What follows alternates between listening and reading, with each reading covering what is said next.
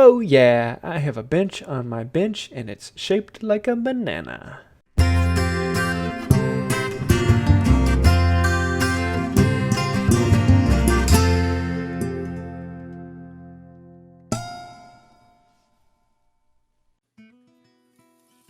All of this project actually comes from the big box store. I'm going to be making the base out of solid pine. I could do it out of plywood, but I much prefer to work with this clear pine than plywood. Just a little bit easier, and you don't always have to be worrying about cross-grain cuts. I made this pattern out of some cardboard, made to the shape I wanted, and then I can just trace it out. With a turning saw, I can make the cut all the way around each side of this banana. This actually is a very, very quick cut and fairly simple. I made this turning saw a while ago. Really nice saw, I like it. And I'll leave a link to that video in the cards above.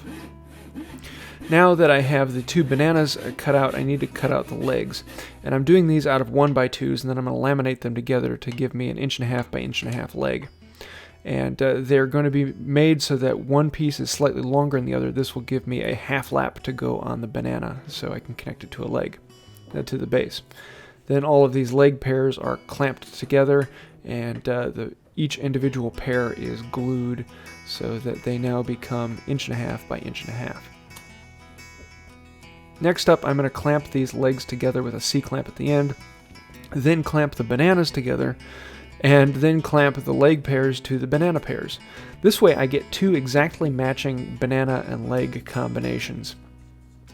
And they go together fairly good. Let them sit overnight, and now you have two perfectly mirrored pairs. So even if the legs are slightly off, they're still going to match one side to the other.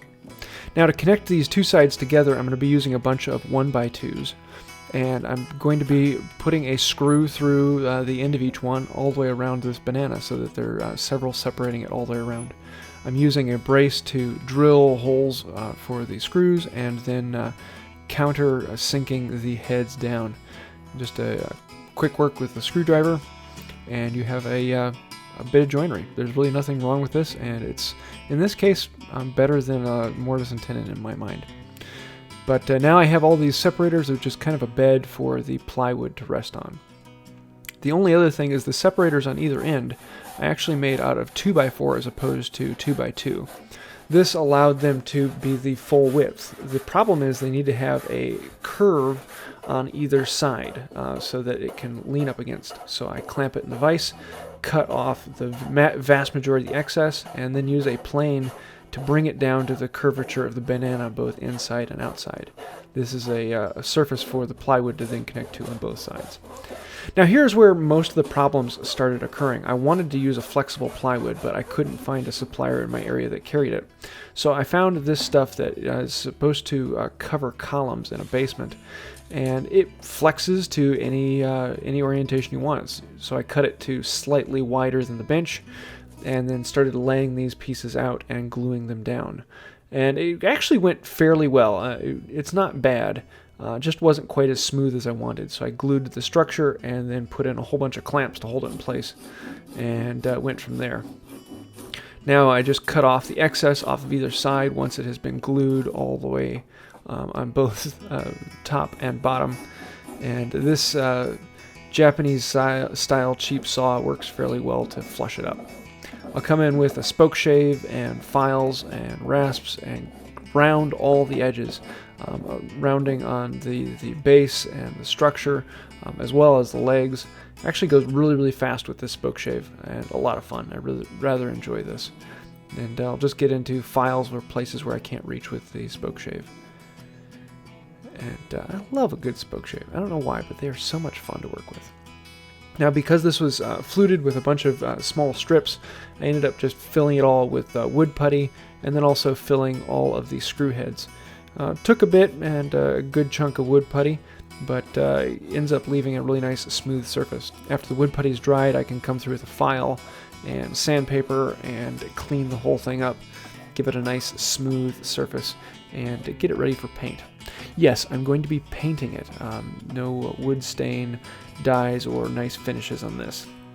Just a nice interior paint. And I'll put a layer of paint on it and then do some more wood putty filling, and then another layer of paint and other wood putty. And just before the last coat, I decided to cut off the legs. I probably should have cut off the legs a little earlier, but oh well, I didn't. I'm just using some dividers to reference off of the bench top, which I know is flat, and I'm making marks on all sides of each of the legs. This then makes it fairly easy to cut to, and I know that it will sit perfectly flat on the floor because I know that my bench is nice and flat. So I can set it over and then use a saw to slice through them right on those marks. And I'll cut through. You can see I'm cutting down on one side, and then I will cut all the way down on the other side, and that way I can make sure I am following the line all the way across. Then with a block plane, I can add a chamfer to the bottoms of all the legs and make them nice and smooth so they don't splinter out if it's sliding around on the ground. And then it's time for the last coat of paint, making sure that everything is final and ready for showing off. This is just a cabinet grade ivory paint that I got for this project. Nothing really special, but gives it a nice surface and fairly durable. This project is actually for a photo studio for infants to lay on, and should look fairly good for that. Not one of my best works, but it'll do, and I like it.